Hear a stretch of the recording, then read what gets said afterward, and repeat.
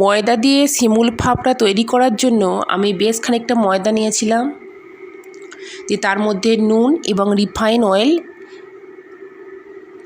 দিয়ে হাতের সাহায্যে ভালো করে মেখে নেব।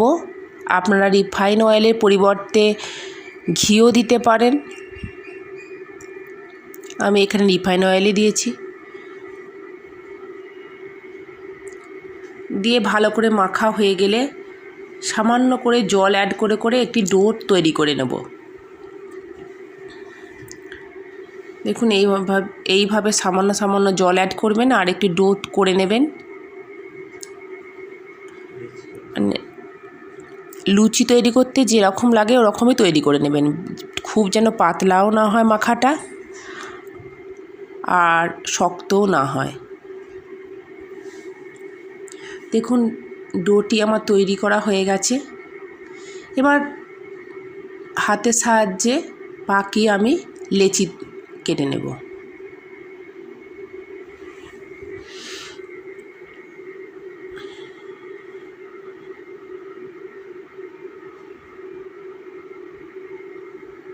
তারপর এগুলো গোল গোল করে একটু হাতে চাপ দিয়ে লুচির মতো করে নেব।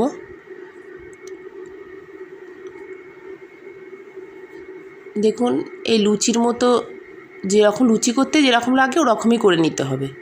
তারপর বেলনিটার মধ্যে একটু সাদা তেল মাখিয়ে নেব।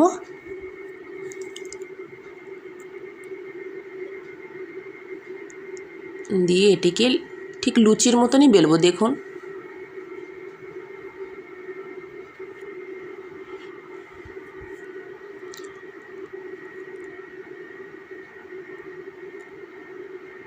দিয়ে একটি ছুরির সাহায্যে এইভাবে কেটে নিতে হবে।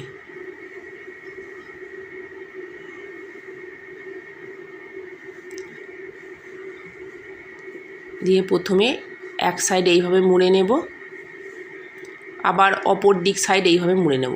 দিয়ে দুটিকে হাতের সাহায্যে দু প্রান্তটি চেপে দেব। আরেকটি তৈরি করে দেখাচ্ছি। দেখুন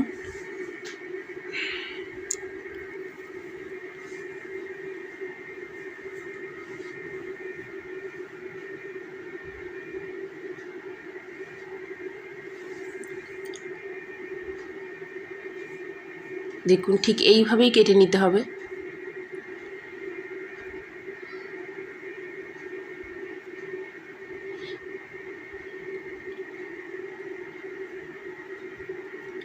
ঠিক এরকম করে আমি সবগুলো তৈরি করে নিয়েছিলাম। দেখুন আমার সব তৈরি করা হয়ে গেছে। এবার কড়ার মধ্যে বেশ খানিকটা পরিমাণ রিফাইন অয়েল দিলাম। এবার তৈরি করা শিমুল ফাপড়াগুলি আমি ছেড়ে দেব। পুরোটাই আপনারা মিডিয়াম আর লো ফ্লেমে ভাজবেন, কেন কি হাই ফ্লেমে দিলে দু ধারগুলো নরম থেকে যাবে, জিনিসটা খেতে একটুও ভালো হবে না। বেশ কিছুক্ষণ ধরে ভেজে নেবেন।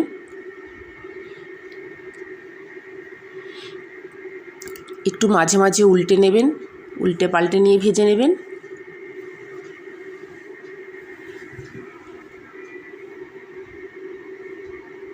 দেখুন জিনিসটা কেমন ফুলে উঠেছে এবং লাল লাল টাইপের হয়ে যাচ্ছে। আরও খানিকক্ষণ ভেজে নেওয়ার পর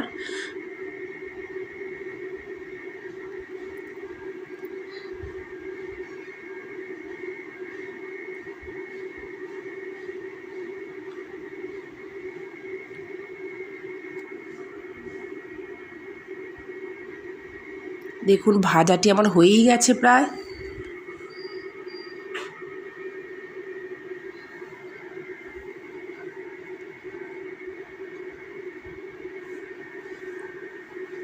এবার আরেকবার উল্টে নেব।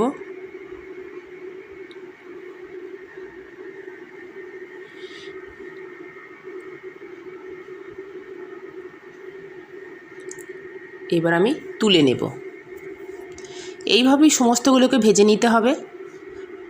মিডিয়াম আর লো ফ্লেমে, একদম হাই ফ্লেম দেবেন না, তাহলে সব ভিতরগুলো কাঁচা থেকে যাবে আর মুচমুচে ভাবটি একদমই হবে না। দেখুন আমার সব ভাজাগুলো হয়ে গেছে।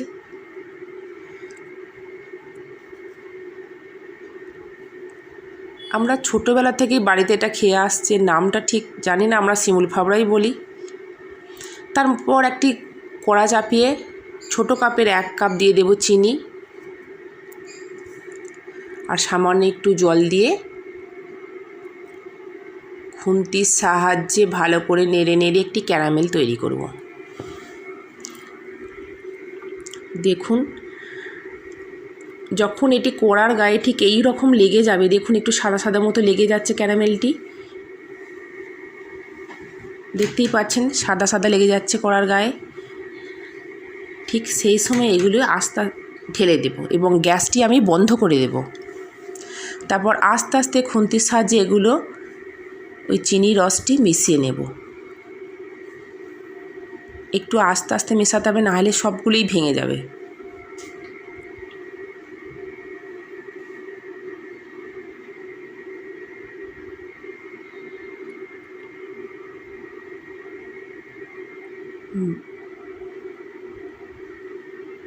আপনারা এর থেকে বেশি চিনিও দিতে পারেন। দেখুন তৈরি হয়ে গেছে আমার শিমুল ফাফড়া। এবার একটি পাত্রে আমি ঢেলে নিচ্ছি এগুলোকে।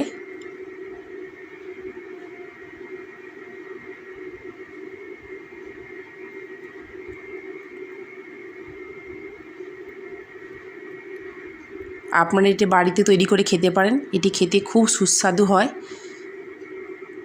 দেখুন এরকম চিনির দানাগুলো গায়ে লেগে থাকবে।